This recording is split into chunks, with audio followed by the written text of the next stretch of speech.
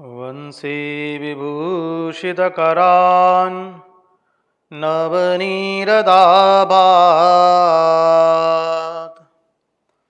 पीताम्बरात् अरुणबिम्बफलादरोष्ठात् पूर्णेन्दुसुन्दरमुखात् अरविन्दनेत्रात् कृष्णात् परं किमपि तत्त्वम् अहं न जाने। कृष्णात् परं किमपि तत्त्वम् अहं न जाने। स्वस्ति श्रीगणेशाय नमः। श्रीसरस्वत्यै नमः। श्रीगुरुभ्यो नमः। वक्रतुण्डमहाकाय सूर्यकोटिसमप्रभ निर्विघ्नं कुरु मे देव सर्वकार्येषु सर्वदा। नमस्ते शारदे देवी सरस्वती मतिप्रदे वसत्वं मम जिह्वाग्रे सर्वविद्याप्रदा भव। नारायणं नमस्कृत्य नरं चैव नरोत्तमं देवीं सरस्वतीं व्यास ततो जयमुदीरयेत्। गुरुर्ब्रह्मा गुरुर्विष्णु गुरुर्देवो महेश्वरः गुरुर्साक्षात् परब्रह्म तस्मै श्रीगुरवे नमः। सच्चिदानन्दरूपाय विश्वोत्पत्त्यादिहेतवे तापत्रयविनाशाय श्रीकृष्णाय वयं नुमः।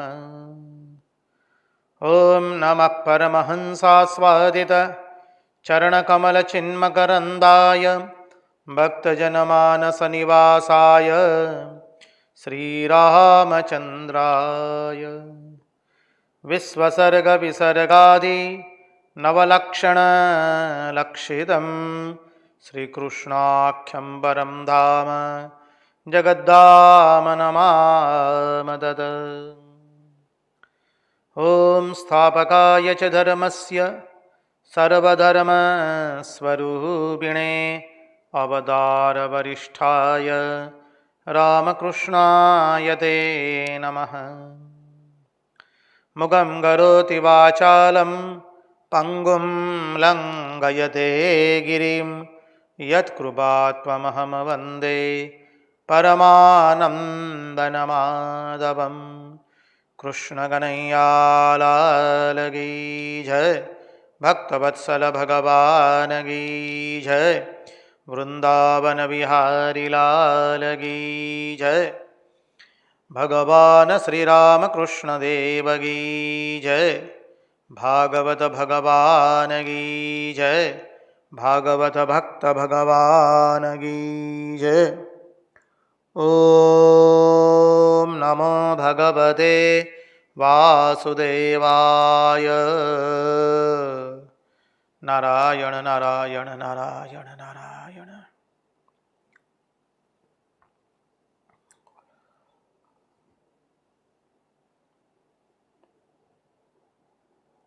सर्वप्रथम हम पूज्यपाद स्वामी आदि भवानंद जी महाराज जी के चरणों में सश्रद्धेय प्रणाम निवेदित करते हैं। तत्पश्चात रामकृष्ण आश्रम राजकोट के अध्यक्ष पूज्यपाद स्वामी निखिलेश्वरानंद जी महाराज जी के चरणों में सश्रद्धेय प्रणाम निवेदित करते हैं। उपस्थित पूज्यपाद प्रभु सेवानंद जी महाराज एवं अन्यान्य सभी सन्यासी महात्माओं एवं विरक्तों के चरणों में सश्रद्धेय प्रणाम निवेदित करते हैं। और जो कोई भी सदृश्य श्राव्य माध्यम से इस भागवत रसामृत का रसपान कर रहा है, उन सब के हृदय में निवासित उस अनंत अखंड अविनाशी परब्रह्म परमात्मा को मुहुर मुहुर वंदन करके आइए इस भागवत रसामृत के रस समुद्र में हम अवगाहन करें।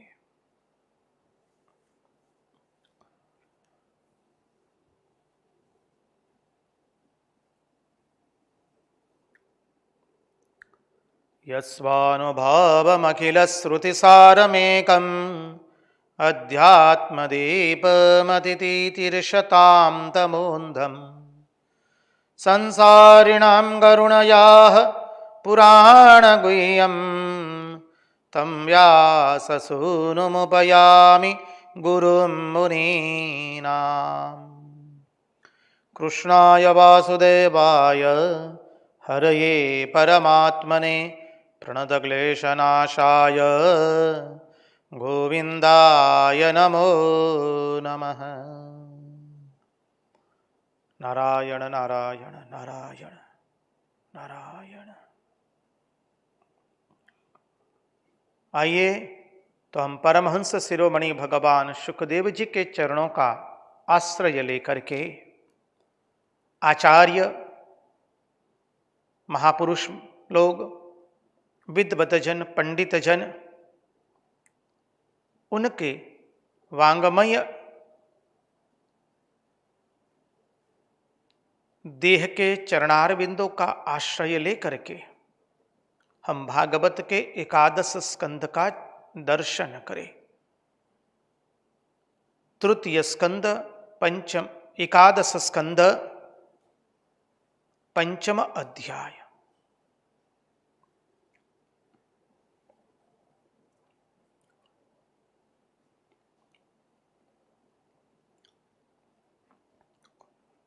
एकादश स्कंद पंचम अध्याय 10वां श्लोक। आज का दर्शन वहां से हम प्रारंभ करेंगे। सर्वेषु सस्वततनुभृत्स्वस्थितम् यथा खमात्मानमभीष्टमीश्वरम् वेदोपगीतं च न शृण्वते बुधा मनोरथानां प्रवदन्ति वार्तया। सर्वेषु शश्वत्तनुभृत्स्वस्थितं यथा खमात्मानमभीष्टमीश्वरं वेदोपगीतं च न शृण्वते बुधा मनोरथानां प्रवदन्ति वार्तया।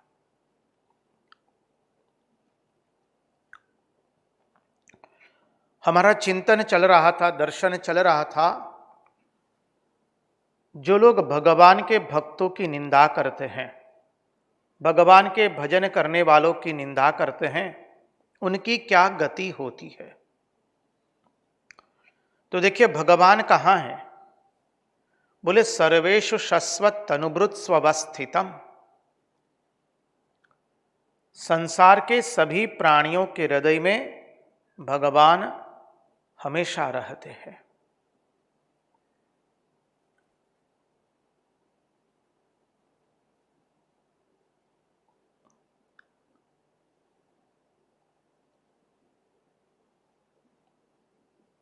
देखिए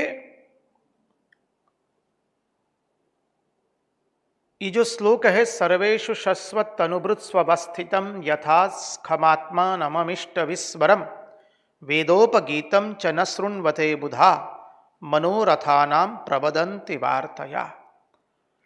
इसकी संगति हमें 8वें श्लोक से लगेगी। इस श्लोक का चिंतन कर रहे हैं, साथ साथ में थोड़ा पीछे जाकर के 8वें श्लोक का भी चिंतन कर ले हम लोग। वदन्ति ते न्योन्यमुपासितस्त्रियो गृहेषु मैथुन्यपरेषु चाशिषः यजन्त्यसृष्टान्न विधान दक्षिणं वृत्यै परं ज्ञान्ति पशुन तद्विदः। 11वां स्कंद 5वां अध्याय 8वां श्लोक। क्योंकि 8वां, 9वां, 10वां ये तीनों श्लोक एक साथ चलते हैं। 11वां, 12वां तक ये सब लोग इस श्लोक का चिंतन दूसरे श्लोक के साथ जुड़ा हुआ है। तो चलिए हम 8वें श्लोक में पहले प्रवेश कर ले, ताकि चिंतन की धारा बनी रहेगी ठीक से। वदन्ति तेन्यो न्यमुपासित स्त्रियो गृहेषु मैथुन्य परेषु चाशिषः यजन्त्य सृष्टान्न विधान दक्षिणम वृत्यै परम ज्ञान्ति पशुन तद्विदः।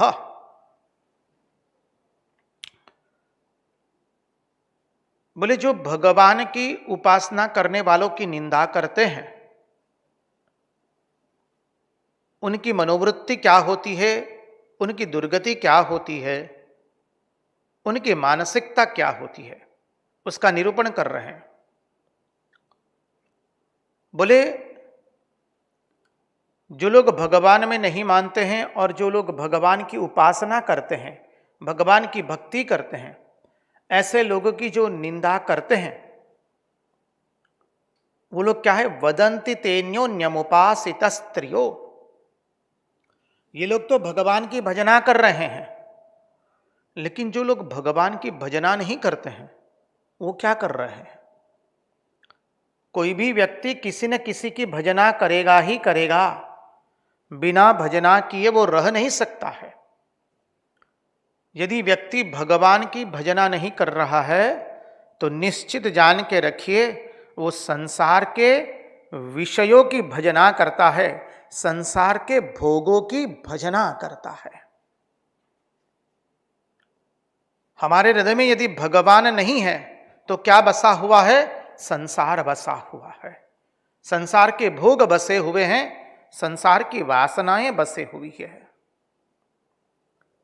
उसी सिद्धांत से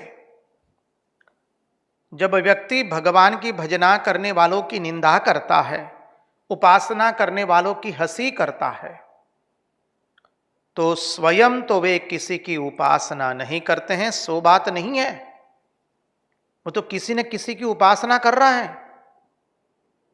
किसकी उपासना कर रहा है? कामिनी और कांचन की उपासना कर रहा है, श्री रामकृष्ण देव की भाषा में कहे तो। वे स्वयं स्त्री की उपासना करते हैं। अब यहां पर स्त्री शब्द का प्रयोग किया है तो आज के कथाकथित बुद्धि से मत लीजिए। तात्पर्य है वासनाओं का उपासना करता है। वदन्ति तेन्योन्यमुपासित स्त्रियो गृहेषु मैथुन्य परेषु चाशिषः। कामिनी कांचन की उपासना करने वाले जब आपस में मिलते हैं तो वो क्या करते हैं, जो भगवान के भक्त है, जो भगवान के उपासना करने वाले लोग हैं, उनकी निंदा करते हैं, उनकी हंसी उड़ाते हैं, उनकी ठट्ठा मस्करी करते हैं। बोले ये लोग कोई विशेष प्रकार के कपड़े पहन करके आ जाते हैं, सर मुंडा करके आ जाते हैं। गृही है तो बोले क्या धोती पहन करके आ जाते हैं, तिलक लगा करके आ जाते हैं। खड़ा तिलक, दूसरे किस्म का तिलक, भस्म लगा करके निंदा करना शुरू कर देते हैं। ये लोग निंदा क्यों करते हैं? क्योंकि निंदा करके वो अपने आप को संतुष्ट करना चाहते हैं, अपने आप को, स्वयं को वो भगवान की भजना करने वालों से श्रेष्ठ बताना चाहते हैं। इनको इस बात से संतोष होता है कि हम नीचे नहीं हैं, इसलिए जो भगवान के भक्त हैं उनकी हंसी उड़ाते हैं, उनकी निंदा करते हैं और स्वयं को यह अनुभव करवाते हैं कि हम उनकी हंसी उड़ा करके, निंदा करके उनसे ऊपर हो गए हैं। हम जब भी किसी की निंदा करते हैं तो उसमें अधिकांश यही तात्पर्य होता है। ध्यान से यदि हम स्वयं का अवलोकन करें तो पता चल जाता है। आएगा भागवत में, बहुत सुंदर सिद्धांत आता है, क्योंकि 7वें अध्याय से तो 5वें अध्याय में हम हैं, 7वें अध्याय से तो अब उद्धव गीता शुरू होगी, उसमें अद्भुत तत्व आने वाला है। न स्तुवित न निंदेत कुर्वत सात्व साधुवा आत्मा रामो नया वृत्त्या विचरे जड़वन मुनि। क्या अद्भुत तत्व आता है श्रीमद् भागवत में, उद्धव गीता के अंदर में।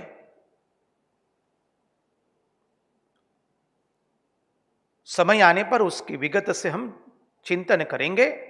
इच्छा तो है, आगे हरी इच्छा, कहां तक भगवान करवाते हैं। तो वस्तुतः स्वयं की नीचता को छिपाने के लिए भगवान और भगवान की भजना करने वाले भक्तों की निंदा करते हैं ये लोग, और उससे वो लोग संतुष्ट होते हैं।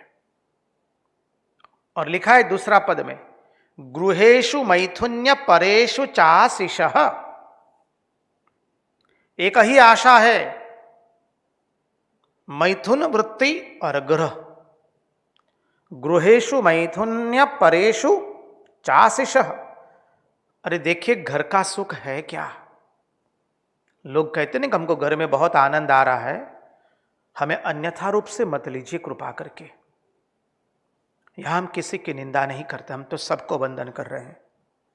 कल हमने देखा है भागवत के अंदर में इस श्लोकों में जो कोई कहता है कि भगवान को नहीं मानने वालों की निंदा की जाती है, यहां पर यह बात नहीं है।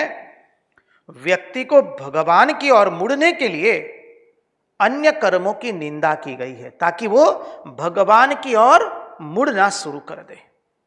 भाषा के तात्पर्य को समझना है, भाव को समझना है, शब्दों से ज्यादा भाव प्रधान होना है। तो कहते गृहेषु मैथुन्य परेषु चाशिषः। देखिए, घर का सुख क्या है? दो ही सुख है घर का, बच्चे का सुख और भोजन का सुख। इसके अतिरिक्त कोई सुख नहीं है। ये भगवान की ये दो चीज जो है, संतान सुख और भोजन सुख, भगवान की भजना नहीं करने देते हमको। सब समय कुछ न कुछ खाने की इच्छा बनी रहती है। सुबह उठ करके गांठिया खाए, थोड़ी देर के बाद बोले खाखरा खाएंगे, थोड़ी बाद बोलेंगे नहीं पापड़ पोहा खाएंगे, है चलता ही रहता है। भोजन हो गया तो भोजन में बोले ये खाएंगे वो खाएंगे, तत्पश्चात शाम को फिर और पकवान खाएंगे, समझिए घारी खाएंगे, खाजा खाएंगे, न जाने चलता ही रहता है।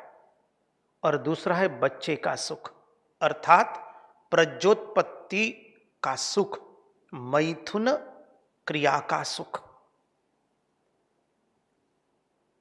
ये दो चीज के कारण मनुष्य भगवान की भजना नहीं कर सकता है। मनुष्य जिसे गृह कहता है, वो गृह में ये दो ही है केवल, एक मैथुन सुख और एक है भोजन सुख। और देखिए, वो चाहते हैं कि हमारा घर बढ़िया बढ़िया बढ़िया भोगों से तृप्त रहे। हम घर में आनंद प्रमोद के भोग के सब सुख साधन हो, खाने का विपुल मात्रा में हो, और भोग करने के लिए सब कुछ उपलब्ध हो। पर उस भोग की सामग्री जुटाने में व्यक्ति इतनी मेहनत करता है, इतना खटता है। हमने आगे देखा ना, वो बछिया का ताऊ बन करके रह जाता है। बछिया तो आप सब लोगों को मालूम है, बछिया अर्थात बछड़ा। बछड़ा का ताऊ कौन है? बैल। बैल बेचारा सुबह से जाता है, रात में वापस आता है, खेत में जाता है। तो चारों ऋतुओं के अंदर में, ग्रीष्म काल, वर्षा काल, शरत काल और शीतकाल, उसको खटना पड़ता है कस के। गर्मी हो, ठंडी हो, वर्षा हो। व्यक्ति सुबह 7 बजे चला जाता है, 8 बजे चला जाता है, रात को 8 बजे आता है। अब क्या सुख उसको मिलता होगा समझ में नहीं आता। थोड़ा चिंतन कीजिए। सुबह 8 बजे वो गृह का त्याग करता है, रात्रि 8-9 बजे वो घर में आता है। भोजन करता है। जो रखा जाता है रसोई घर में, रसोई के माने भोजन के टेबल पर, भोजन के मेज पर, वो खाता है, शयन कक्ष में जाता है, सो जाता है। 6 से 8 घंटे की निंद्रा तो चाहिए उसे। सुबह उठता है 6 बजे, स्नान आदि से निवृत्त होता है, 8 बजे चल लेता है जलपान करके। अब ये जो उसने घर का निर्माण किया है, जो भोग प्राप्त करने के लिए उसने इतना मेहनत की है, वो भोग भी वो भोगत नहीं सकता है। आप हमको अन्यथा रूप से मत लीजिए। हमारे कहने के तात्पर्य पर ध्यान दीजिए। भागवत भगवान हमें कैसे वैराग्य, इसको कहते हैं विवेक। जो हम गृह करते हैं वो गृह है क्या? खाली यही 2 चीज है। आप कहेंगे माताओं को तो आनंद मिलता है ना सारा दिन रहने का गृह में। माताएं तो अधिकांश आज सब कार्य में जाती है, कार्यालय में जाती है, ऑफिस में जाते हैं। जो माताएं घर में रहती है, क्या उनको आनंद मिलता है? बिल्कुल नहीं। हम शरीर से जहां होते हैं वहां नहीं होते हैं। अधिकांश हमारा मन जहां होता है वहां होते हैं। घर से हम शरीर से हम घर में हैं, लेकिन मन से दूसरी जगह है, तो घर का आनंद कहां है? मन में उद्वेग आया है, उद्वेग में मातृरूपा नारी बड़बड़ किए जा रही है भीतर ही भीतर, और सब कार्य करती रहती है, उसको घर का आनंद कहां मिल रहा है? अकेले भोजन करना पड़ता है मातृरूपा नारी को, तो मातृरूपा नारी को आनंद नहीं आवेगा। वो मां का हृदय है, करुणा सबर हृदय है, प्रेम सबर हृदय है, जिसमें प्रेम छलकता है, करुणा छलकती है, वात्सल्य छलकता है। उस मां के अकेले भोजन करने में कतई आनंद नहीं आवेगा। उसका मातृ हृदय उसे स्वीकार नहीं करेगा। आनंद कहां है? आनंद कोई व्यक्ति, पदार्थ और घटना और वस्तु में नहीं है। व्यक्ति, घटना और वस्तु में आनंद नहीं है। वो समझा रहे हैं हमारे भागवत भगवान, आचार्य हमें समझाते, महात्मा लोग समझ आते हैं। यह घर नहीं तेरा, नहीं तेरा, चूहा कहे घर मेरा मेरा, मूषा कहे घर मेरा मेरा, खटमल कहे घर मेरा मेरा, किस मिट्टी का ये ढेरा, और तेरा तो जात क्यों अकेला, सुत बांधव घर का चेरा। समझिए, बंग भाषा में भजन है। श्री रामकृष्ण देव जब रामकृष्ण देव के पास दक्षिणेश्वर में प्रथम बार जब स्वामी जी आए थे, उसका वर्णन श्री रामकृष्ण देव करते हैं। अंगे मैली चादर हती अने जाने नेत्रो आ जगत माटे नथी, दृष्टि आ जगत पर नथी। अंगे मैली चादर, कलकत्ता में पहली बार कोई पुरुष जोयो। शरीर पर मैली चद्दर थी, नेत्र इस जगत के भोग के प्रति नहीं है, जगत को तृण मानने वाला। समझिए, कलकत्ता में पहली बार किसी पुरुष को देखा। पुरुष की परिभाषा भी देते हैं स्वामी जी श्री रामकृष्ण देव, पुरुष किसे कहते हैं। और जब श्री रामकृष्ण देव के पास नरेंद्रनाथ दत्त आते हैं तो उन्होंने भजन गाया है। भजन के शब्द है, मन चल निज निकेतने, संसार विदेशे विदेशी रवेशे, भ्रमो कैनो अकारणे। बहुत सुंदर भजन है, हिंदी में अनुवाद है उसका। मन चलो निज निकेतने। हमसे यदि गलती न हो तो शायद ये ब्रह्म समाज का या इसका भजन है। ये भजन बहुत सुंदर बनाया है। हम इस संसार में आए हैं विदेशी की तरह रहने के लिए। मन चलो निज निकेतने, संसार विदेशे विदेशी रवेशे। भ्रमो कहनो अकारणे, इस संसार के अंदर में हम अकारण क्यों भटक रहे हैं? इस संसार तो विदेश है हमारे लिए। तो कहते हैं गृहेषु मैथुन्य परेषु चाशिषः। गृह का आनंद क्या है? बच्चे का आनंद और भोजन का आनंद। और वो भोजन की भोग की सामग्री जुटाने में ही मनुष्य अपनी अधिकांश शक्ति खर्च कर देता है। कॉरपोरेट सेक्टर के एक बहुत गणमान्य प्रतिष्ठित व्यक्ति ने हमको कहा कि महाराज, हम जब व्यक्ति का चयन करते हैं, चयन करके उसको जब हमारे यहाँ कंपनी में हम रख देते हैं, उसको हम बहुत फैसिलिटी देते हैं, सुविधाएं बहुत देते हैं, बहुत लंबा लिस्ट होता है, नियमावली बहुत होती है, सूची बहुत होती है, ये आपको मिलेगा, ये मिलेगा, ये मिलेगा, facilities, plenty of facilities Swami ji we give, but you know Swami ji, we do not give time to enjoy it. That is the secret behind it. We suck the person up to the last drop. He has to work from morning 8 to night 10, 9 o'clock. Not only that, even after that, we keep on calling him. And he is bound to give us reply. So a class, if you analyze what time that guy is getting to enjoy,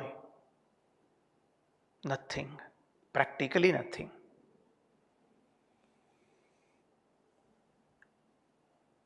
यजन्त्य सृष्टान्न विधान दक्षिणम वृत्यै परम ज्ञान्ति पशुन तद्विदः। क्या सुंदर कहा है यहां।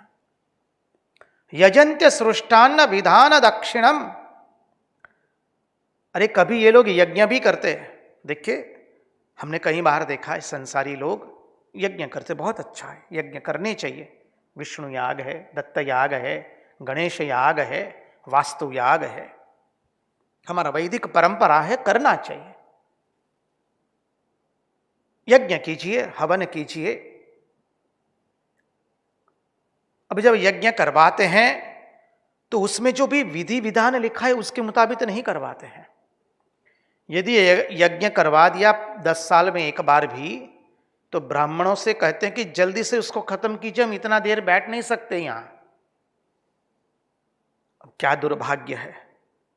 हमको कहीं शास्त्रज्ञ, सुंदर, आचारनिष्ठ ब्राह्मण, उनके परिचय में हम तो उन सब ब्रह्म देवताओं को वंदन करते हैं। आचारनिष्ठ ब्राह्मणों का हमने सहवास किया है, उनकी विद्वत्ता को, उनकी आचार निष्ठता को देखा है। यज्ञ करवाते हैं शुद्ध होकर के, श्रद्धा के साथ, और वो लोग कहते महाराज, यजमान कह देते कि हम इतनी देर बैठेंगे नहीं। हम यजमान को पहले कह देते कि इतनी देर बैठना पड़ेगा, बोलेगा नहीं बैठ पाएंगे तो हम कहते हैं यज्ञ हम करने नहीं आएंगे, आप दूसरे किसी से करवा लीजिए। जब उसको जो कर्मकांड करने जा रहे हैं, यज्ञ करने जा रहे हैं, उसके प्रति श्रद्धा ही नहीं है, वो इतना बैठ नहीं सकता, तो करने की आवश्यकता क्या है?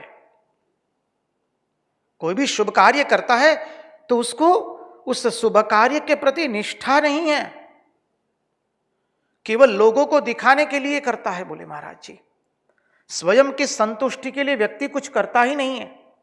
आज का मानव ऐसा हो गया, दिखावे दिखावे में हम इतने व्यस्त हो गए कि स्वयं का कुछ आनंद होता है उसकी ओर हमारा ध्यान ही नहीं जाता है। अच्छा, लोगों ने क्या बोला, अच्छा बोल रहे थे ना, प्रवचनकार कहते लोग अच्छे बोल रहे थे ना हमारे प्रवचन के बाद। अरे बाबा, आपको शांति मिलेगी नहीं, स्वयं को आनंद मिला कि नहीं, वो तो देखिए। घर में कुछ उत्सव करेंगे तो लोग क्या कहेंगे, लोगों को दिखाने के लिए। घर में पूजा भी करते तो लोगों को दिखाने के लिए। अब भाई हम कहां जाएंगे? मनुष्य भूल चुका है कि हम स्वयं के आनंद के लिए कर रहे हैं, प्रवचन स्वयं के लिए दे रहे हैं, दूसरों को सुनाने के लिए नहीं। ये स्वांतः सुखाय के लिए कर रहे हैं। हम ये भागवत का श्रवण कर रहे हैं, आप लोगों को सुनाने का हमारा कोई उद्देश्य नहीं है।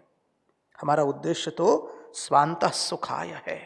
आप लोग निमित्त बने हैं और हम किसी को सुना नहीं रहे, हम स्वयं श्रोता है। हमारे वक्ता तो भगवान परमहंस शिरोमणि शुकदेव जी महाराज है।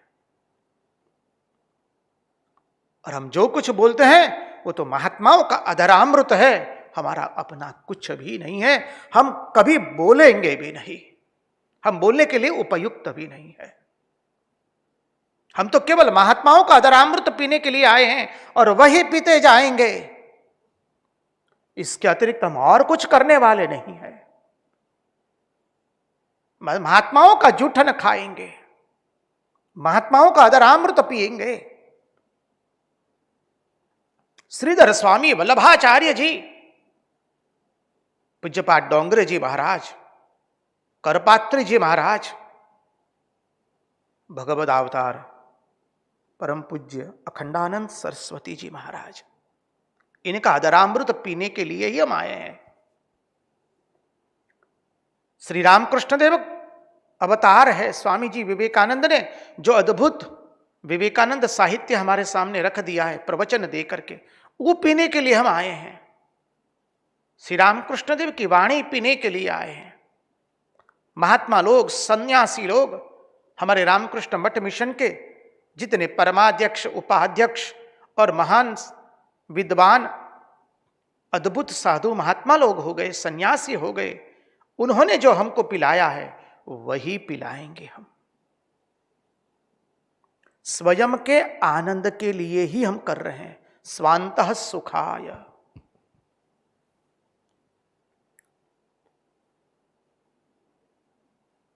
तो कहते हैं ऐसे लोग यज्ञ भी करते हैं तो हड़बड़ी करवाते हैं, जल्दी खत्म करो, जल्दी खत्म करो।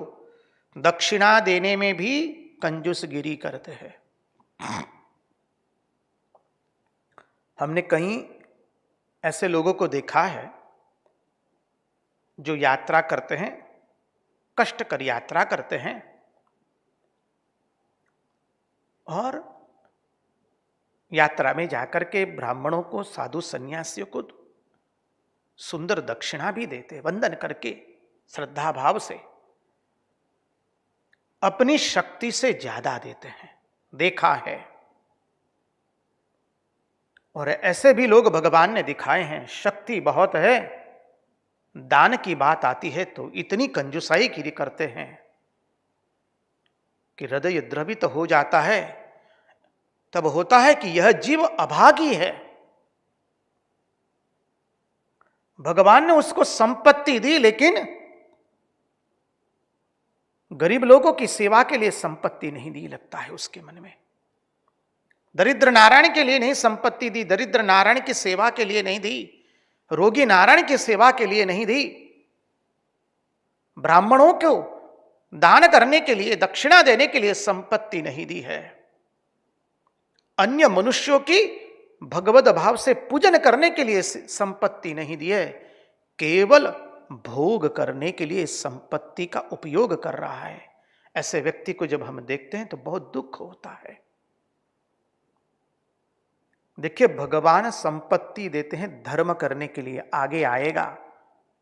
इसी 5वें अध्याय के अंदर में आगे वाले श्लोकों में आते हैं, अभी देखेंगे, आज ही देखने में आ जाएगा शायद। संपत्ति स्वयं का भोग करने के लिए भगवान ने कतई नहीं दी है। धनात धर्मः, और धर्म का फल क्या है? मोक्ष। दूसरों की सेवा करने के लिए। देखिए, स्वामी विवेकानंद भी भारतीय व्याख्यान के अंदर में, जिसे आप Colombo lectures from Colombo to Almora कहते हैं, उसमें कहते हैं प्रत्येक गृहस्थ का कर्तव्य क्या है, उनके गुरु ने जो उनको सदुपदेश दिए हैं उसका वो प्रचार प्रसार करे। दरिद्र नारायण की सेवा करना अच्छा है, रोगी नारायण की सेवा करनी चाहिए, मूर्ख नारायण की सेवा करनी चाहिए, समाज में जो वंचित है, पीड़ित है, उनकी सेवा अवश्य करनी चाहिए। साथ साथ में ये भी याद रखिए, समाज में यदि ज्ञान लुप्त हो जाएगा, परंपराएं लुप्त हो जाएगी, विद्वत्ता लुप्त हो जाएगी तो समाज टिकेगा नहीं। इसलिए जो विद्वान लोग होते हैं, शास्त्रज्ञ होते हैं, पंडित होते हैं, जो हमारी संस्कृति को चलाते रहते हैं, ज्ञान का विस्तार करते रहते हैं, ऐसे सन्यासी, महात्मा, विद्वान, पंडित, आचारनिष्ठ ब्राह्मण या अन्य कोई भी विद्वान हो, उन सबकी सेवा करना वो गृहस्थ का कर्तव्य आता है। क्योंकि जो परंपरा में हम पहले पले पोषे हैं, वो परंपरा को आगे बढ़ाना वो गृहस्थ का कर्तव्य आता है। यदि ज्ञान का विस्तार नहीं हुआ, गुरु के उपदेश का हमने विस्तार नहीं किया, तो क्या होगा? हमने हमारे गृहस्थ धर्म का पालन नहीं किया है। याद रखिए, यदि भगवान हमसे दान नहीं करवाते हैं तो जान के रखिए आने वाले जन्म में संपत्तिहीन होना पड़ेगा। महात्मा लोग कहते हैं, शास्त्र भी अनेक विध प्रकार से समझ आते हैं। हमने कई लोगों को देखा है, संपत्ति अपार है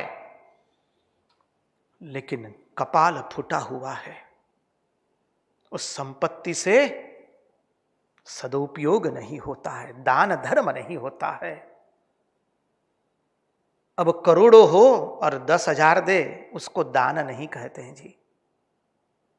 है तो अनेक विपुल मात्रा में, लेकिन भगवान ने सद्बुद्धि नहीं दी है देने की। हम अनेकों के जीवन में से देखते हैं, जीवन में 5 रुपया भी भगवान ने दिया है तो 54 या 58 या 1 रुपया तो हम दे सकते हैं ना।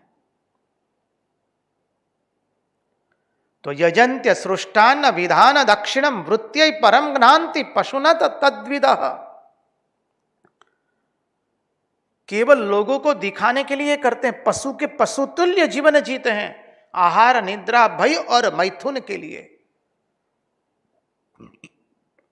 लोग दूसरी पीढ़ी के लिए रख देते हैं, तीसरी पीढ़ी का इकट्ठा करते हैं। अरे बाबा, खुद दान करके पुण्य अर्जित करके जाओ ना, किसी के लिए रखने की आवश्यकता नहीं है। भगवान ने तुम्हारा निभाया तो भगवान उनका भी निभाएंगे। और पीढ़ी, आने वाली पीढ़ी को अपने पांव पर खड़ा होने दीजिए। आपको क्या उनकी काबिलियत पर शंका है ना क्या? यदि आप दूसरे के लिए धन एकत्रित करते हैं तो समझिए आपको उनकी काबिलियत पर शंका है और आपको भगवान पर विश्वास अभी नहीं है। और ऐसा समझते हैं कि जैसे उस समय में भी यही काल रहने वाला है। अरे काल तो सतत परिवर्तनशील हो रहा है। ओ मानव, तुम उठो, इस मोह निद्रा से उठो। आगे के श्लोक में कहा, सर्वेषु सस्वत् अनुवृत्स्वस्थितम्। अभी जो हमने शुरू में देखा था यही श्लोक, ईश्वर कहां रहता है? सर्वभूतों में रहता है। सर्वेषु शश्वत तनुवृत्स्वस्थितम्।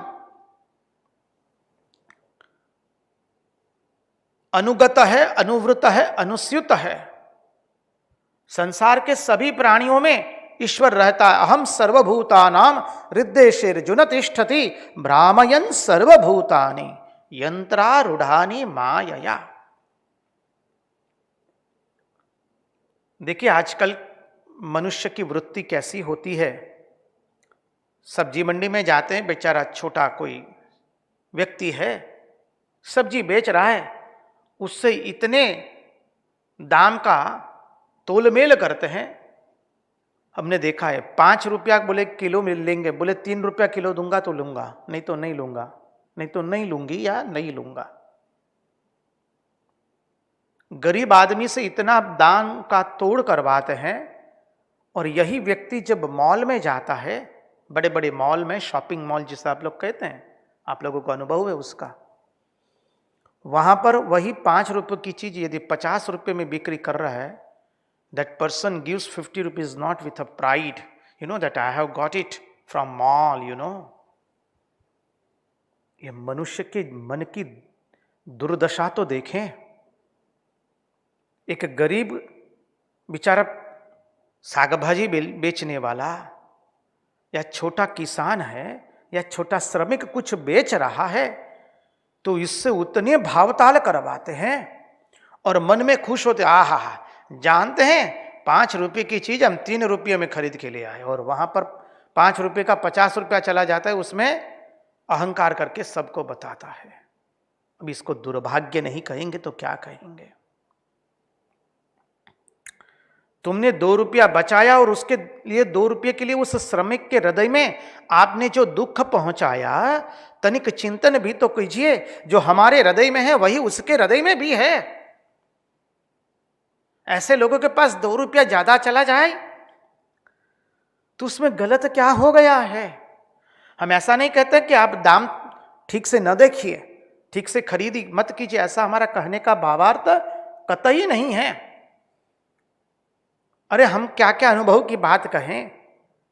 रास्ते में जा रहे थे, एक व्यक्ति ने 5 रुपये की एक बैग खरीदी, नायलॉन बैग कुछ थी, 5 रुपये की बैग। अब वो व्यक्ति खरीद करके कहता है कि इसकी चेन ठीक नहीं है, इसके बटन ठीक नहीं है। हमको उस व्यक्ति को देख के आश्चर्य हुआ कि 5 रुपये के लिए वो व्यक्ति कितनी मगजमारी कर रहा है। वाह रे प्रभु, ऐसी बुद्धि गलती से कोई जन्म में हमें ना दे।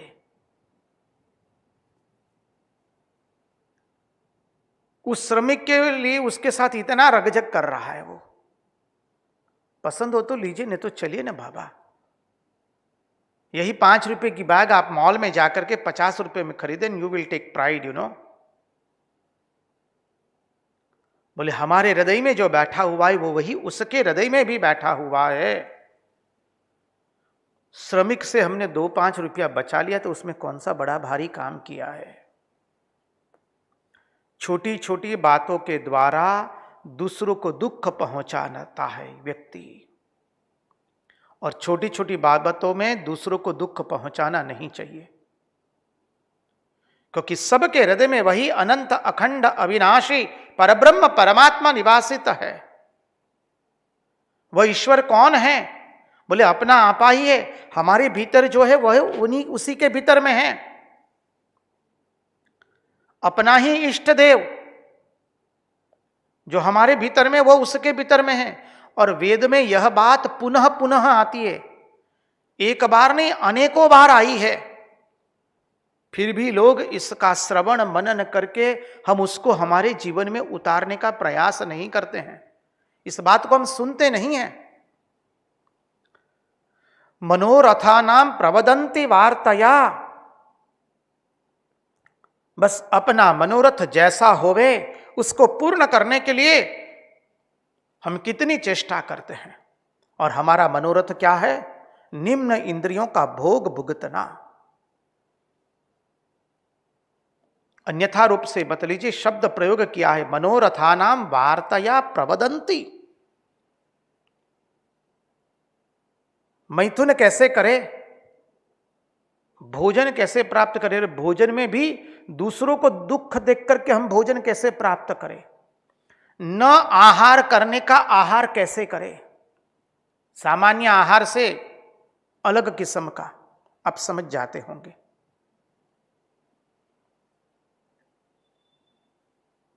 मद्यपान कैसे मिले, इसी विषय की वार्ता वो सदैव करते रहते हैं। भोग कैसे भुगतेंगे, भोजन कैसे करेंगे, अन्य प्राणियों को कष्ट पहुंचा करके भोजन उनका कैसे करेंगे, और बोले मद्यपान कहां से मिलेगा। अरे इतना ही नहीं, ऐसे लोग वेद की भी चर्चा करते हैं तो यही कहते हैं कि इसमें भी, वेद में भी यही लिखा है। जानते हैं, आप लोगों को अनुभव होगा इसका। ऐसे लोग मिलते हैं, पूर्ति मात्रा में है। देखिए हम महात्मा लोग समझाते हैं, हमें अन्यथा रूप से मत लीजिए। क्या महात्मा लोग अद्भुत दृष्टि हमें प्रदान करते हैं वेद को समझने के लिए, शास्त्र को समझने के लिए। बोले वेद में भी यही लिखा है, ऐसे सब चर्चा करते हैं। अरे वेद में भी बोले मद्यपान लिखा है, भोग लिखा है। देखिए ये लोग स्वाध्याय करके वेद में से क्या निकालते, यही निकालते हैं। श्री रामकृष्ण देव, रामकृष्ण कथामृत में प्रसंग आता है, श्री रामकृष्ण देव भक्तों के साथ बातचीत करते हैं, तो एक भक्त ने कहा कि महाशय, धर्मराज युधिष्ठिर को भी नरक दर्शन करना पड़ा था। श्री रामकृष्ण देव थोड़े नाराज होकर कहते हैं, नाराज हो जाते हैं, आपको युधिष्ठिर के जीवन में से यही दिखा? उनका त्याग, तपस्या, उनकी सत्य प्रियता, उनकी धर्मपरायणता आपको दिखी नहीं?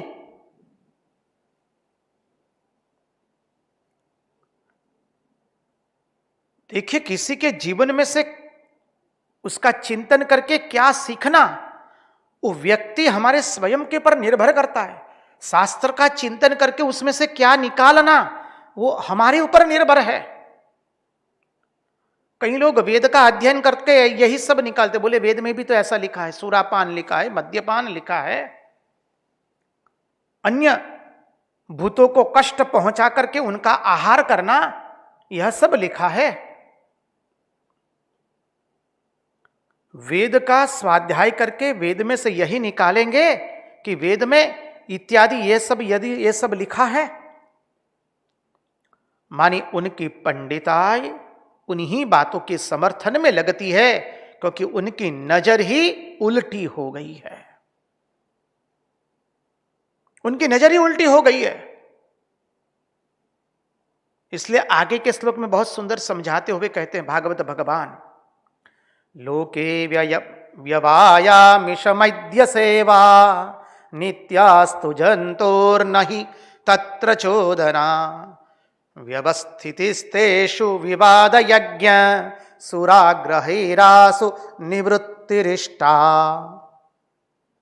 लोके व्यवायामिषमद्य सेवा नित्यास्तु जंतोर्नहि तत्र चोदना व्यवस्थितिस्तेषु विवाह यज्ञ सुराग्रहेरासु निवृत्तिरिष्टा। शास्त्र में भी इसका विधान प्राप्त होता है ना, ऐसा कहते हैं ऊपर से वो लोग। बोले हां होता है, महात्मा लोग समझाते हैं, हां शास्त्र में इसका विधान प्राप्त होता है, लेकिन किसका विधान प्राप्त होता है और किसका निषेध प्राप्त होता है, यह बात तुम्हें अभी मालूम नहीं है। शास्त्र की इस बात को समझने के लिए भी बुद्धि को पवित्र करना पड़ता है, तीक्ष्ण करना पड़ता है। शास्त्र में बहुत बात लिखी है, किसका विधेय निषेध है और किसका विधान प्राप्त है, वो समझना पड़ेगा। महात्मा लोग सुंदर तरीके से समझाते हैं। जो बात मनुष्य के जीवन में राग से प्राप्त होती है, प्रीति से प्राप्त होती है, समझिए, जो बात मनुष्य के जीवन में राग से प्राप्त होती है, स्वभाव से प्राप्त होती है, उसको सिखाने की आवश्यकता नहीं पड़ती है, उसको सिखाने की जरूरत नहीं पड़ती है।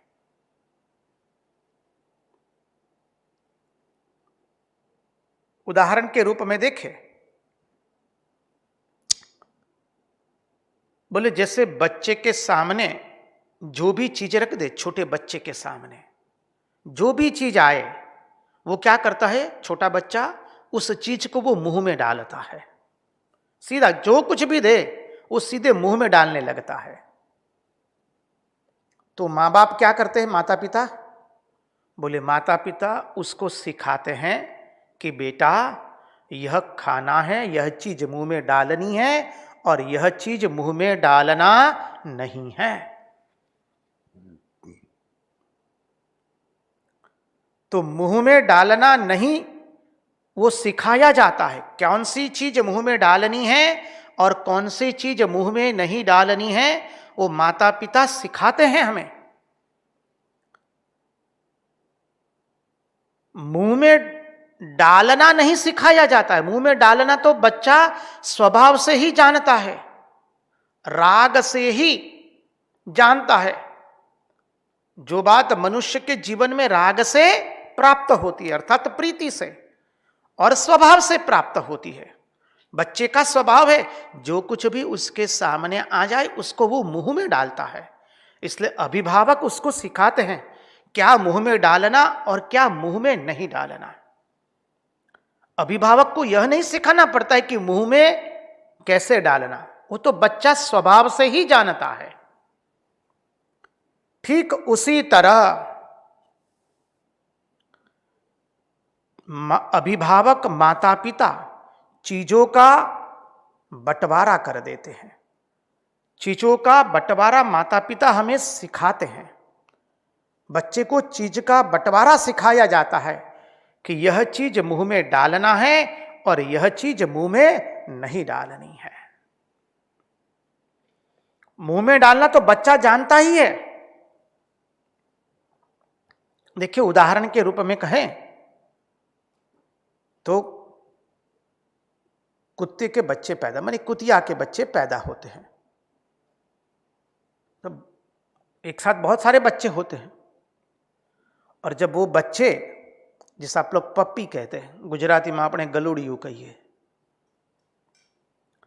तो जो पप्पी है, जो छोटा बच्चा है कुत्ता, उसको 3-4 दिन तक आंख खुलती नहीं है उस बच्चे की, और वो अपनी मां के पेट पर अपना मुंह रख देता है और इधर इधर मुंह घुमाता रहता है और दूध पीने की जगह वो ठूंठ निकालता है।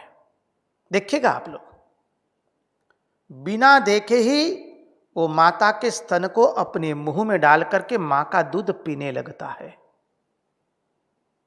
कुत्ते का बच्चा 3-4 दिन तक तो उसकी आंखें खुलती नहीं है, मां के पेट पर वो ऐसा ही मुंह घुमाता रहता है और मां का स्तन उसके मुंह में आ जाता है और वो उसको पीना शुरू करता है।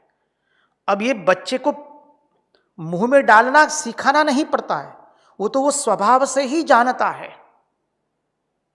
छोटे बच्चे को भी सामने कुछ भी रख दे तो वो छोटा बच्चा अपने आप ही सब कुछ मुंह में डालता है। क्या डालना और क्या नहीं डालना वो सिखाया जाता है।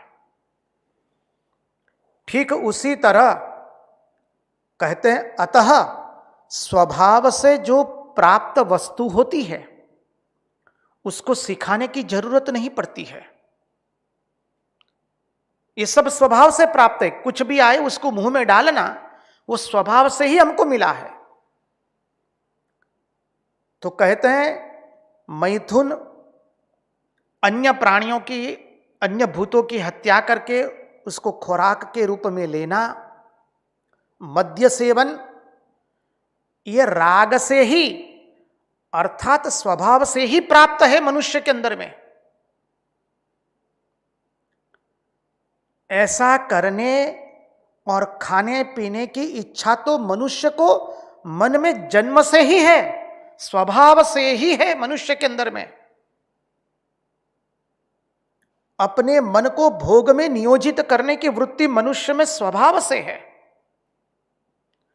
दूसरे भूतों को कष्ट देख करके उनका आहार करने की इच्छा मनुष्य में स्वभाव से है।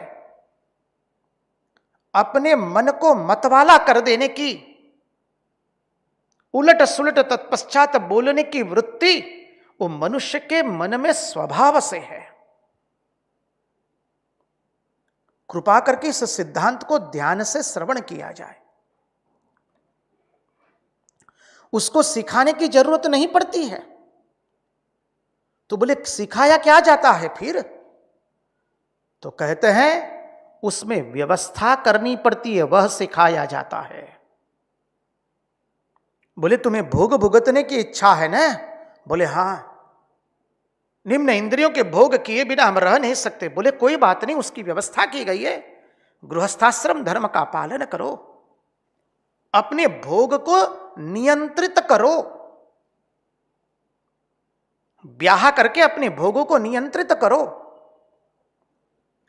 अन्य भूतों को कष्ट पहुंचा करके उनकी हत्या करके खाने की इच्छा है तो उसको नियमन करने के लिए कहा गया कि कौन से दिन खाया जा सकता है, कैसे अवसर पर खाया जाता है, कौन सी मात्रा में खाया जाता है। उसमें भी नियम बनाए, अमुक खाने का, अमुक नहीं खाने का। अब देखिए हमारा महात्मा लोग हमें बहुत सुंदर इसका सिद्धांत समझाते, भागवत भगवान समझाते हैं। उसका अर्थ क्या है? वस्तुतः उसका मतलब यह होता है कि तुम धीरे धीरे इसका बिल्कुल त्याग कर दो। इसलिए हमारे धर्म के जो सिद्धांत है उसके साथ संगति लगा लीजिए। पहला है आत्मसंयम, द्वितीय है हम भोग भुगतते हैं त्याग करने के लिए, और तृतीय हम जो कुछ भी करते हैं वो आने वाले जन्म की तैयारी है। पहले तो आत्मसंयम करना है, व्यवस्था सिखानी पड़ती है। मनुष्य का मन स्वभाव से भोगों के अंदर में, इंद्रिय सुख में वो लालायित है। इसलिए कहा ना भाई उपवास करो। गुरुवार का हम गुरुवार करते हैं, एकादशी का उपवास करते हैं, क्योंकि हमारा मन स्वभाव से भोग की ओर लालायित रहता है। तो बोले सिखाओ इसको, इसमें नियमन करो, संयम करो कि भाई एकादशी के दिन हम ये खाना नहीं खाएंगे, गुरुवार के दिन ये भोजन नहीं करेंगे, शनिवार करते हैं, गुरुवार करते, एकादशी का व्रत करते हैं। भोग भुगतने की इच्छा है तो अपना मन को एक व्यक्ति तक सीमित करके उस व्यक्ति तक ही भोग भुगतने की छूट मिली है, और धीरे धीरे उसमें से हमें त्याग की ओर जाना है। इसलिए पहला ही आत्मसंयम, और दूसरा सिद्धांत है हम भोग भुगतते हैं त्याग करने के लिए। सभी किस्म के भोग आ गए, सभी इंद्रियों के,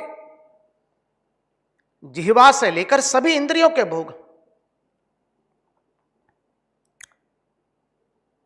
ये हमारे सनातन वैदिक सनातन धर्म का मुख्य सिद्धांत है। तो बोले वेद में भी जो इसका विधान है वो किस लिए है? इसलिए है कि मनुष्य धीरे धीरे इसका त्याग कर दे, बिल्कुल पूर्ण रूप से। ये करते रहने का और करते रहो उसका कहने का शास्त्र का विधान वह नहीं है करने कहने का।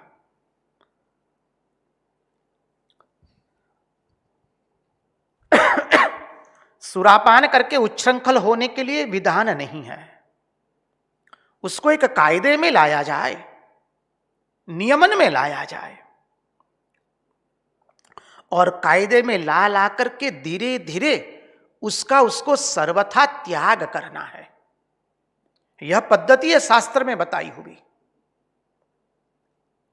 अब कोई है जो अपने मन को उच्छृंखल किए बिना रह नहीं सकता है, मद्यपान के बिना, तो धीरे धीरे उसको कम करवा करके वहां से उसको त्याग में ले जाना है।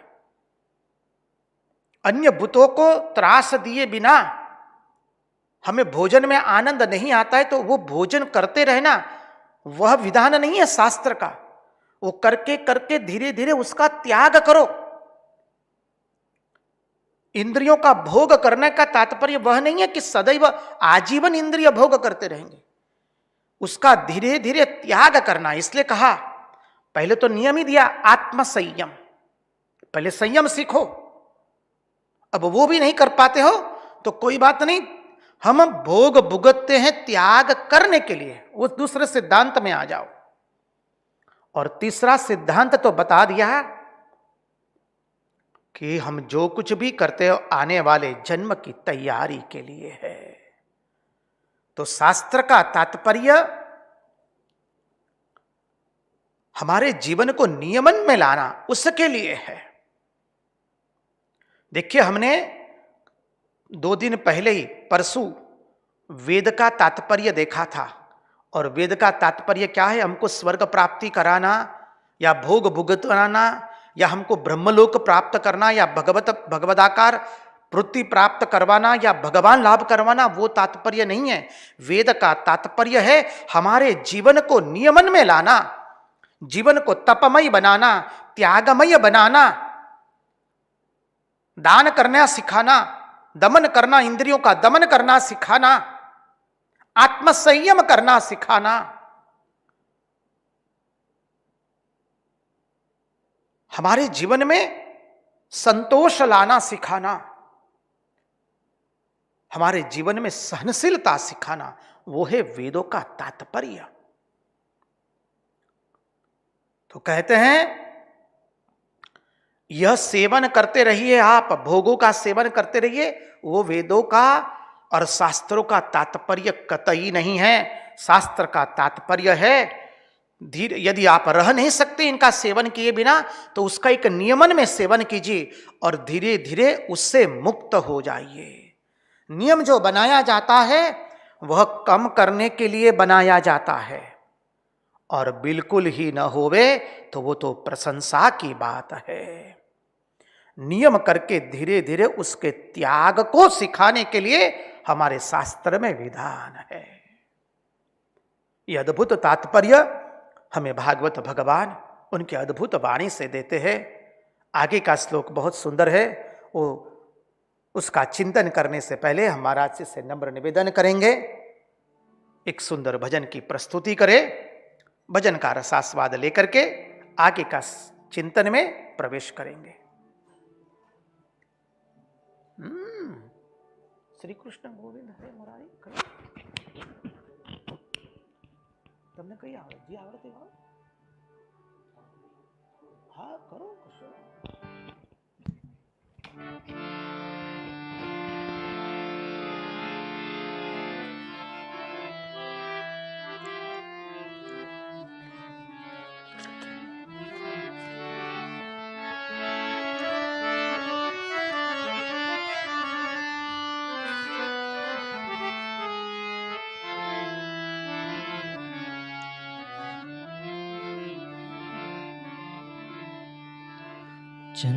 चंद्रमाई तेरो गदाई, चंद्रमाई चंद्रमाई तेरो गदाई, लागे प्यारो प्यारो, लागे प्यारो प्यारो। चंद्रमाई चंद्रमाई तेरो गदाई, चंद्रमाई तेरो गदाई, लागे प्यारो प्यारो, लागे प्यारो प्यारो, लागे प्यारो प्यारो, लागे प्यारो प्यारो। चंद्रमाई तेरो गदाई, चंद्रमाई तेरो गदाई, लागे प्यारो प्यारो, लागे प्यारो प्यारो, लागे प्यारो प्यारो, लागे प्यारो प्यारो।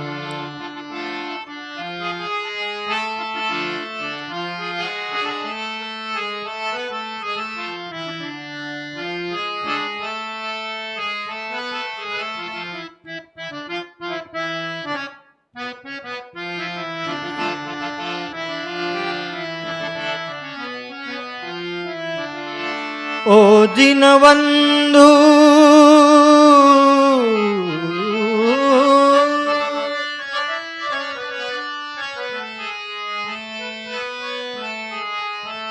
ओ दीनबंधु, दीनबंधु दीन दयाल, ओ दीनबंधु दीन दयाल, मेरे जीवन का वो सहारो, मेरे जीने का वो सहारो। ओ दीनबंधु,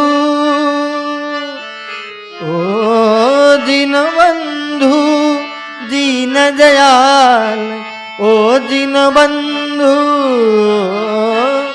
दीनबंधु दीन दयाल, मेरे जीवन का ओ सहारो। चंद्रमाई चंद्रमाई तेरो गदाई, चंद्रमाई तेरो गदाई, लागे प्यारो प्यारो, लागे प्यारो प्यारो, लागे प्यारो प्यारो, लागे प्यारो प्यारो।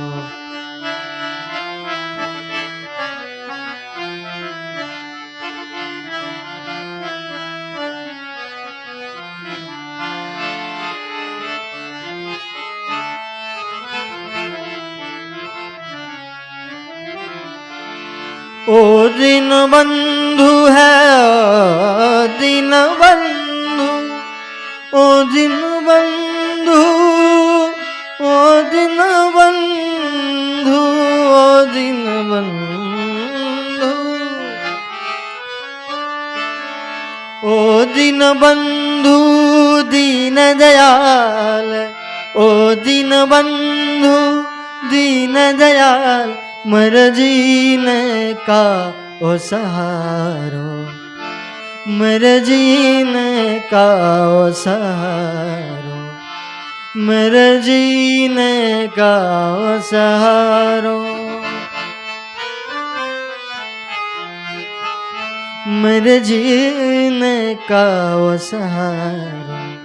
चंद्रमाई चंद्रमाई तेरो गदाई, चंद्रमाई तेरो गदाई, लागे प्यारो प्यारो, लागे प्यारो प्यारो, लागे प्यारो प्यारो, लागे प्यारो प्यारो।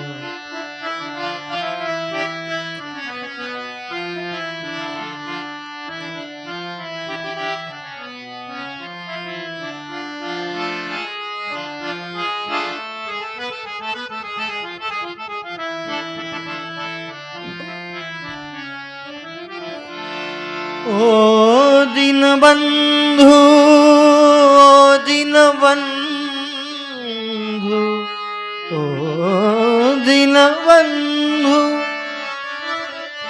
ओ दीन बंधु, ओ दीन बंधु, ओ दीन बंधु, ओ दीन बंधु दीन दयाल, ओ दीन बंधु है दीन दयाल, मेरे जीवन का ओ सहारा, मेरे जीने का ओ सहारा। चंद्रमाई तेरो गदाई, चंद्रमाई चंद्रमाई तेरो गदाई, लागे प्यारो प्यारो, लागे प्यारो प्यारो, लागे प्यारो प्यारो, लागे प्यारो प्यारो।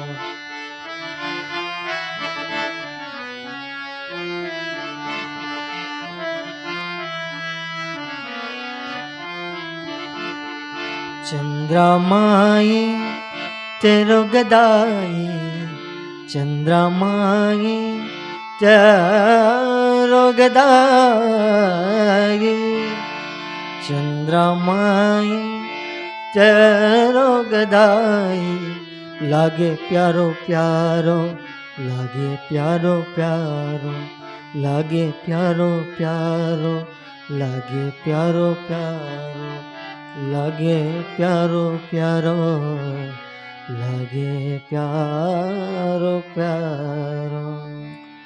कृष्ण कन्हैया की जय। अब आगे के श्लोक में प्रवेश करें। धनम च धर्मैकफलं यतो वै ज्ञानं सविज्ञान मनो प्रशान्ति, गृहेषु युञ्जन्ति कलेवरस्य मृत्युं न पश्यन्ति दुरन्तवीर्यम्। धनं च धर्मैकफलं यतो वै ज्ञानं सविज्ञान मनो प्रशान्ति, गृहेषु युञ्जन्ति कलेवरस्य मृत्युम न पश्यन्ति दुरंत वीर्यम। धनम च धर्मय का फलम, बोले धन किस लिए इकट्ठा किया जाता है? धनम च धर्मय का फलम यतो वै ज्ञानम सविज्ञान मनु प्रशांति। धन किस लिए इकट्ठा किया जाता है? क्या भोग भुगतने के लिए धन इकट्ठा किया जाता है क्या? बोले अच्छे से खाएंगे, अच्छे से रहेंगे, अच्छे से भोग भुगतेंगे।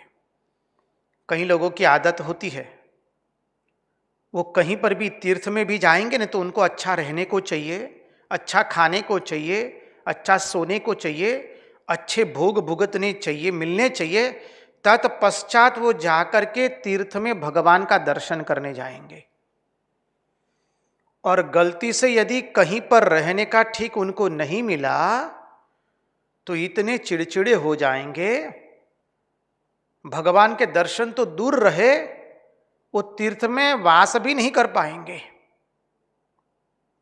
देखिए, जीवन में कभी भी कोई भी तीर्थ में जाइए तो मन में से ये संकल्प लेके जाइए कि जो भोग घर में भुगत रहे हैं हम, घर के अच्छा खाना खाना, अच्छा रहने को मिलना, वो भोग वहां भुगतने के लिए हम नहीं जा रहे हैं।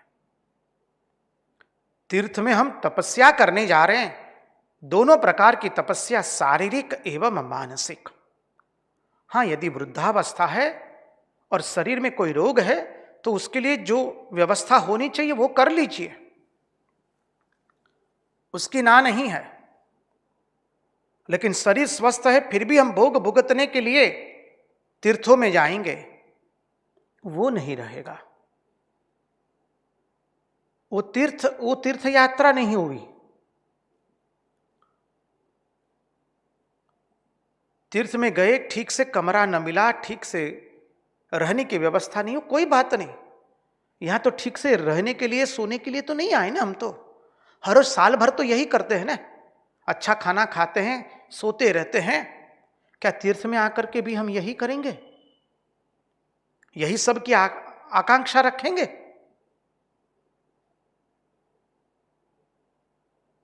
हम एक तीर्थ में गए थे, महात्मा लोग थे साथ में, महात्मा भी थे सब। तो कमरा दिया जा रहा था तो एक गृहस्थ व्यक्ति आए, दंपत्ति आया, और वो जो कमरे देने वाले व्यक्ति थे उसने किस्म किस्म के कमरे बताए। बोले उस कमरे में आपको टीवी मिलेगा, ये मिलेगा। तो पतिदेव ने कहा ठीक है वही कमरा दे दीजिए। भार्या ने कहा क्या बुद्धि सटिया गई है ना क्या आपकी? डांट दिया है जोर से। घर में तो यही तो देखते रहते, यहां आकर के क्या आपको यही सब देखना है ना क्या? यह देखना होता तो यहां आते क्यों हम? चलिए बोले भाई साहब, जो सीधा एकदम सीधा सादा कमरा हो वो हमको दे दीजिए, हमको इससे अतिरिक्त और कुछ नहीं चाहिए। तो यहां पर बताया कि धनम च धर्मई का फलम यतो वै ज्ञानम सविज्ञानम अनुप्रशांति। धन किस लिए इकट्ठा किया जाता है?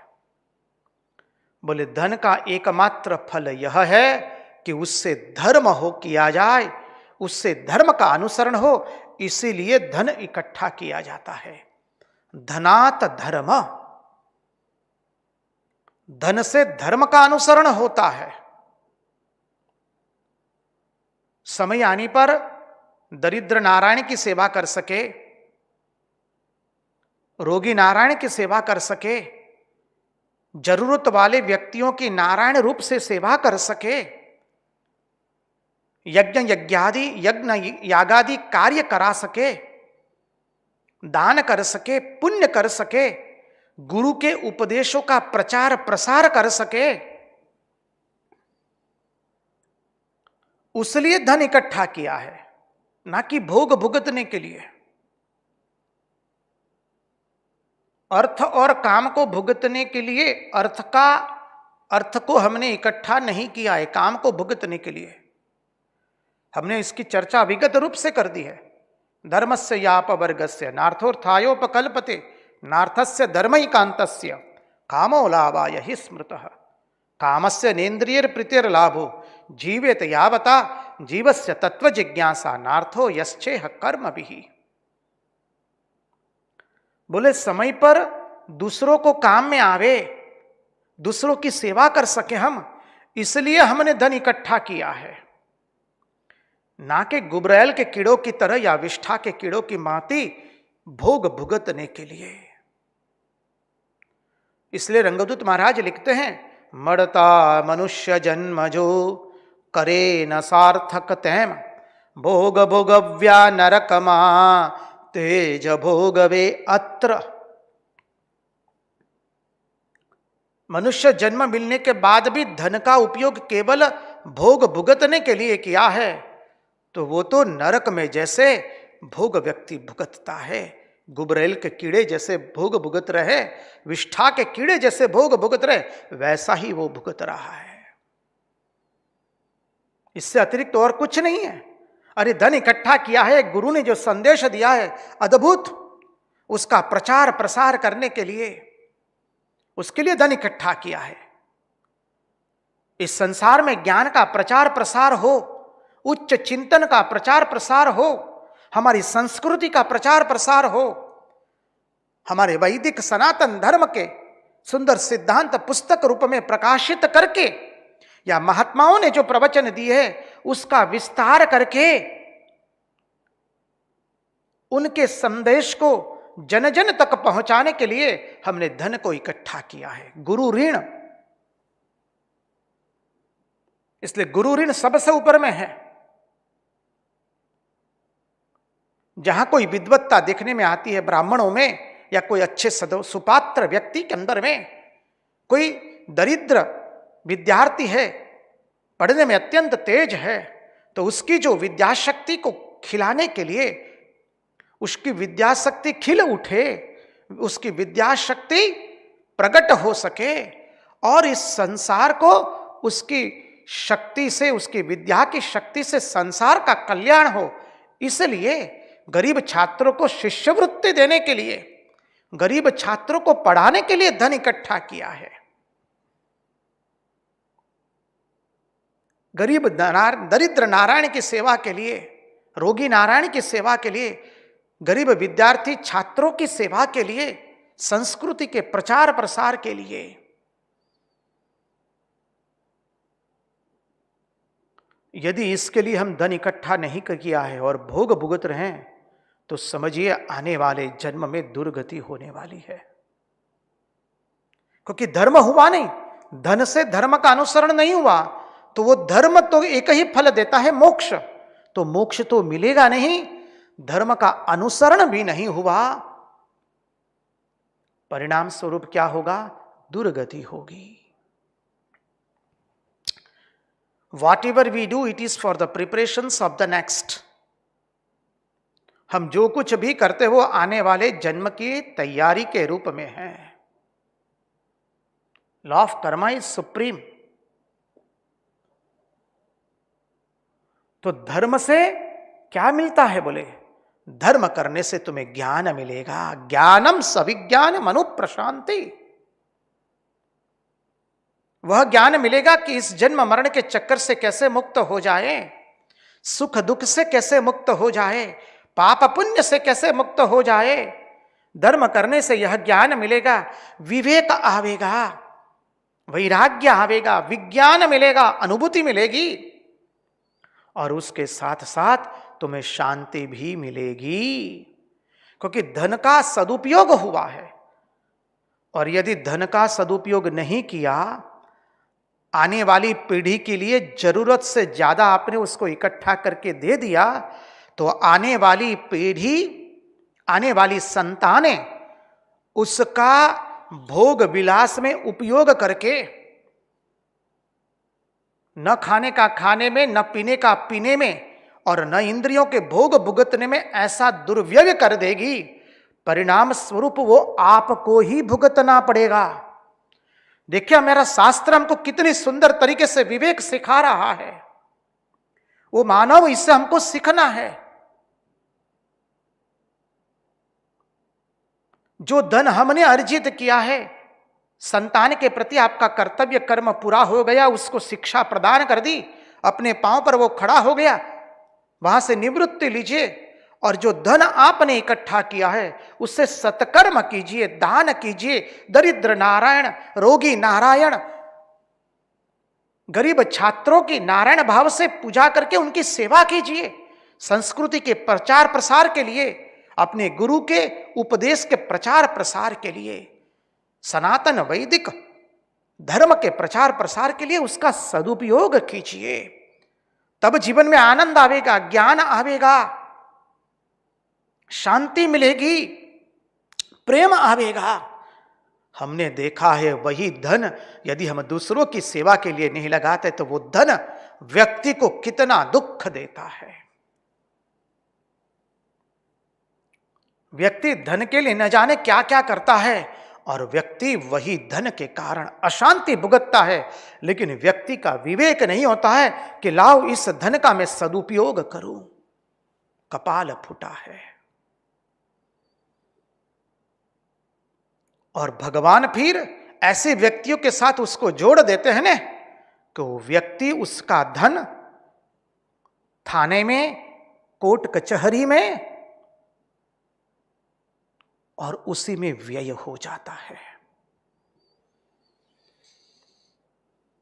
स्वयं के भोगों के पीछे धन व्यय हो जाता है।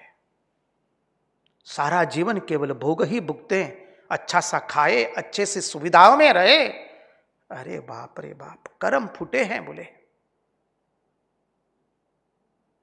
भगवान ने धन दिया है, दूसरों की सेवा करे, इसलिए स्वामी विवेकानंद ने कहा दे alone live who live for others. वही तो जीवित है जो दूसरों के लिए जीते हैं। तो बोले धर्म करने से ज्ञान मिलेगा, शांति मिलेगी, विज्ञान मिलेगा, आनंद आवेगा, विवेक जगेगा। और विषयी लोग केवल भोग विलास के लिए ही धन इकट्ठा करते हैं। अच्छा सा खाएंगे, अच्छा सा पहनेंगे, अच्छे से रहेंगे और शरीर को सजाने धजाने के लिए, सुवर्ण एकत्रित करने में। और मृत्यु होती है, बस चले जाते हैं। फिर आने वाले जन्म में दुर्गति होती है। इस शरीर के पीछे देखिए मृत्यु नाम का एक ऐसा रोग लगा है। सब समय हमारी मृत्यु हमारी परछाई बनकर के पीछा कर रही है, जिसको रोकने का सामर्थ्य किसी के भीतर में नहीं है। हम मृत्यु को टाल नहीं सकते हैं, मृत्यु को रोक नहीं सकते हैं।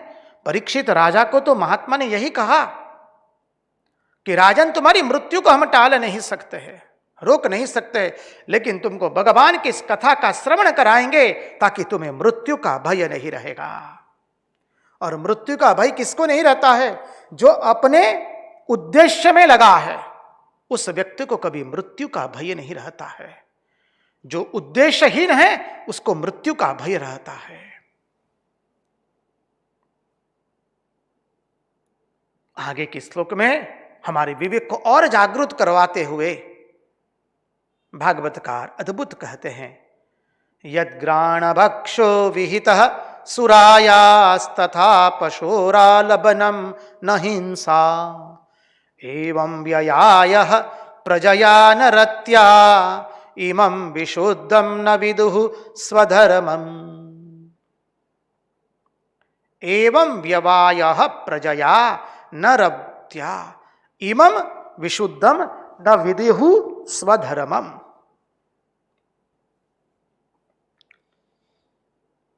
कहते हैं अनेक प्रकार के यज्ञ दिए गए हैं वेदों के अंदर में।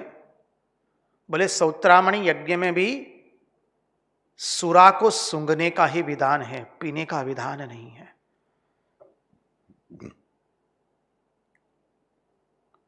यज्ञों में पशु का स्पर्श मात्र ही विहित है, हिंसा नहीं है। इसी प्रकार यह जो विवाह है वह भोग विलास के लिए नहीं है, अपनी भोगों को तृप्ति करने के लिए नहीं है। किस लिए? बोले मैंने जो शुभ कार्य शुरू किया है संसार में, मुझे मालूम है कि मैं आज नहीं तो कल मेरी मृत्यु होगी, तो मेरी मृत्यु के उपरांत भी ये शुभ कार्य चलता रहे, इसलिए मैं विवाह करके संतान को जन्म देता हूं, इसलिए मैंने विवाह किया है। संतान का जन्म धर्म की मर्यादा से हमने दिया है, भोग विलास से नहीं दिया है। भोग विलास करने के लिए हमने गृहस्थ धर्म में आश्रय नहीं लिया है, इसलिए पहला ही सिद्धांत है आत्म संयम। और दूसरा, भोग भुगतते हैं त्याग करने के लिए। धर्म का जो यह विशुद्ध स्वरूप है उसको कामी लोग समझते नहीं हैं और फिर शास्त्र की इन बातों को बताते रहते, देखो इस यज्ञ में ये खाने का विधान किया, इसकी बलि देने का विधान किया गया है, ये किया गया है। करम फुटे हो तुम, जो इतना शास्त्र अध्ययन करके तुमको इसी में से यही निकला।